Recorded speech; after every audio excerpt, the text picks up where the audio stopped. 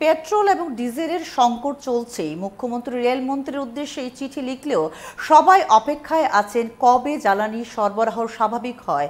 কারণ রাজ্যের প্রতিটি পাম্পে যানবাহনের দীর্ঘ লাইন দেখা গেছে বৃহস্পতিবারও। এই পরিস্থিতিতে সাধারণ মানুষ একদিকে সরকারের ভূমিকা নিয়ে সমালোচনা করছেন, আবার কালোবাজারে নিয়েও মুখ খুলছেন। বাহাদুর গেছে আপনার লাইন বাইরে হচ্ছে পার হওয়ার পরেও দেখা গেছে আমরা লাস্ট পর্যন্ত আবার ব্যাক করে যাওয়ার লাগছে তেল ভাই।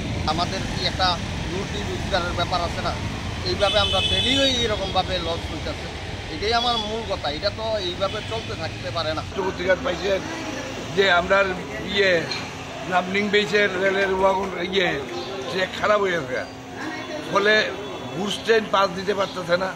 প্যাসেঞ্জার ট্রেন পাস হয়েছে, গুডস ট্রেনও পাস হইব, কিন্তু কবে হইব এটা একমাত্র রেল ডিপার্টমেন্ট আর গভর্নমেন্ট জানে।